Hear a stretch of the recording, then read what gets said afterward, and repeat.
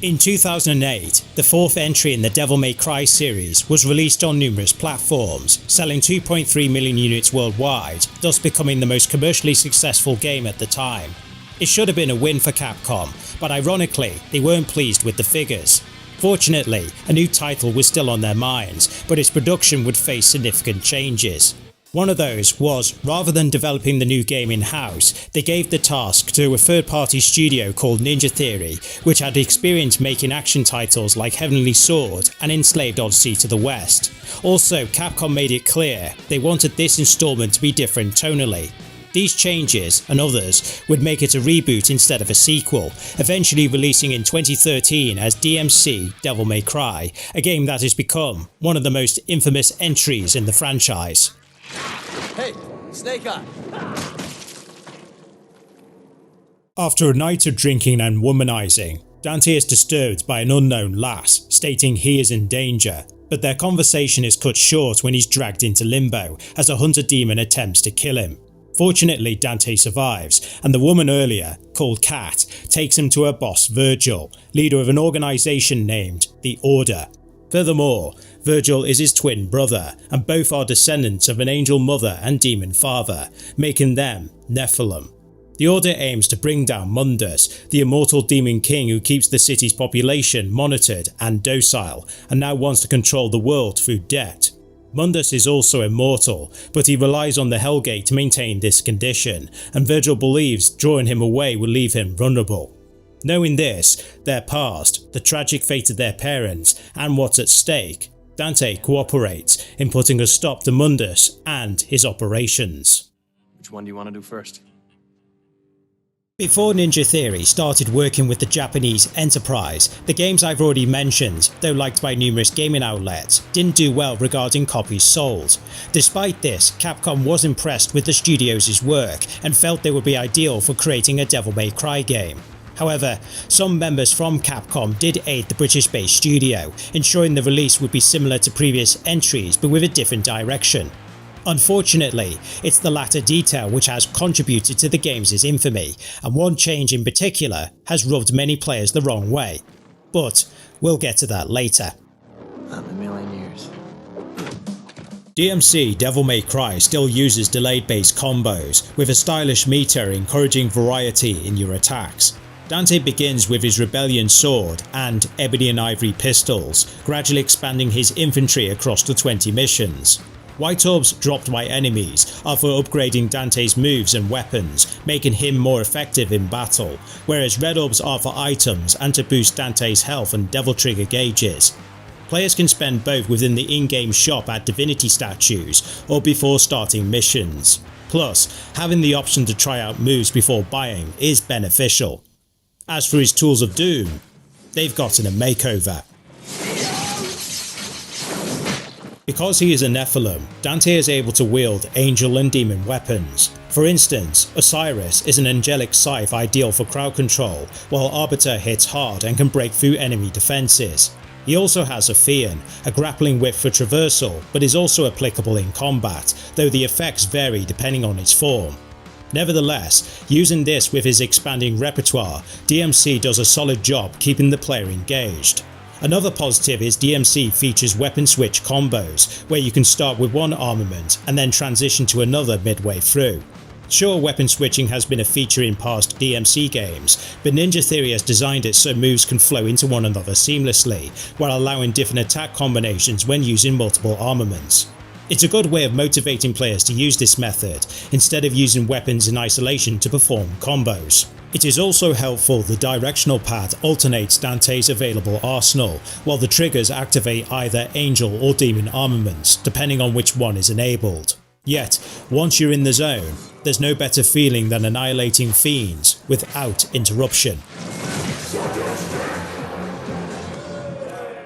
Despite the fun combat, that's not to say there are no issues. Firstly, the style system from DmC 3 and 4 is absent due to how the weapon switch mechanics work, meaning moves from each style are either embedded into the weapons or cut entirely. So, if you're hoping for all moves from, say, Royal Guard would be present, well, you're out of luck. Because of this, Dante's arsenal and moveset provide less utility and options than previous entries. Later in the game, Dante gets his devil trigger, but the implementation is suspect. While the colours washing out, excluding red, and his attacks having punchy sound effects provide a visceral and stylistic spectacle, I was using it mainly to bail out a danger rather than to complement combos. This is because, for starters, demons go airborne when DT is active, presumably encouraging aerial combat. Yet, why do so when the protagonist can pull them towards him? Not to mention they can't fight back. Even if this wasn't the case, enabling Devil Trigger is awkward because you must press both analog sticks in simultaneously, so it's not like you can transition into it while fighting demons without disruption. The enemy design is mostly good, but some foes are colour coded and come off as being too on the nose. However, it was worse in the original release because they were immune when using the wrong weapon. Another annoying thing was DmC didn't have a lock-on mechanic, thus moves like Stinger were awkward to execute, requiring 2 flicks of the left analog stick towards any adversary. Thankfully, the definitive edition resolves these problems, but why Ninja Theory made the initial choices is still baffling. But regardless of which version you play, the bosses are disappointing, most of whom are large with easily telegraphed moves. Some bosses do drop weapons as rewards, but what Dante acquires is incongruous, like getting angelic shurikens from Bob Barbus, even though he is a demon. At least Dante won't battle the same foes in a boss rush like mission as in previous titles, though even so, it doesn't avoid the fact they leave much to be desired. As for the levels, they're hit and miss. On the one hand, there are numerous locales, some of which have hazards players must avoid, but can exploit on enemies. However, in other stages, like when there's a timer when going from point A to B, and there are demons you can bypass, seems like a meaningless way of adding challenge. There is platforming, yet they fall on the forgiving side regarding difficulty, since losing health from falls is exiguous. They may break up the combat, but the penalty for getting it wrong is insignificant. Finally, DmC only has one puzzle section, not that the series isn't known for its various intricate puzzles, after all it is a hack and slash franchise first and foremost, but still, it's worth mentioning anyway. Despite Dante being in limbo for much of the experience, the game uses multiple colours for its environments. Whether it's the reds when fighting on a pier, the greens at the Virility Factory, or the cyan hues when travelling through an upside down city, not only is there variety, but the vibrant backdrops juxtapose the dull colours of the real world. The soundtrack is okay, with many songs comprising electronic metal, which gets the adrenaline going, though given how similar they sound, neither track stood out. Motion capture meanwhile is impressive and supported by solid voice acting, but the same can't be said for its storytelling, specifically how it portrays the characters. What do you mean? Arguably the elephant in the room is Dante himself, who looks jarringly different in appearance and attitude. DmC is axiomatically telling an origin story, hence why Dante doesn't have his iconic looks, such as his white hair for much of the game, but this detail, along with other adjustments, is due to Capcom wanting a different take on the character, even though Ninja Theory initially intended a faithful recreation, as seen here with this concept art.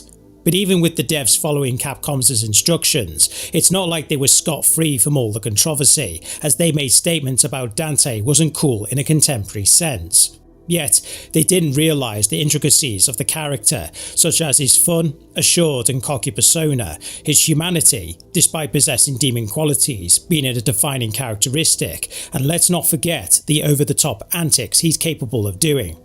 Besides getting dressed while under attack, this Dante hardly does anything wacky, at least when it comes to cutscenes, and his use of derogatory language gets old fast. Combined with his design and alteration to his backstory, it's understandable why the fanbase disrelished this interpretation. Moving on to Virgil, he too has undergone changes, notably exhibiting a cooperative demeanour instead of being a rival.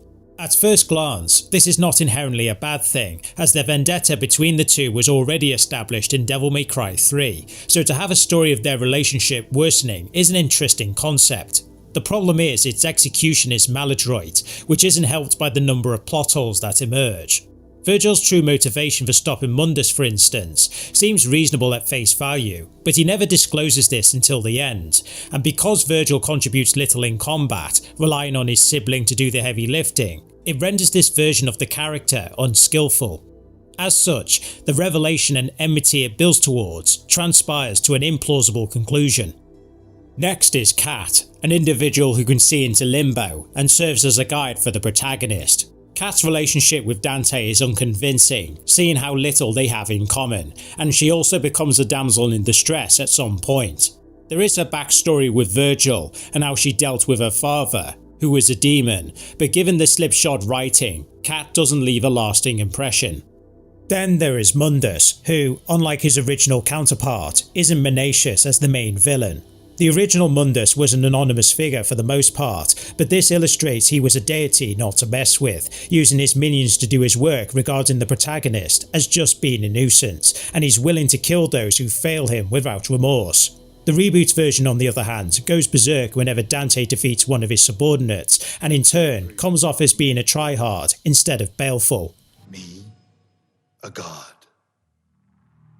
versus you, a piece of There are other characters, but overall its storytelling isn't great, which is a shame because again, the voice acting and motion capture are impressive.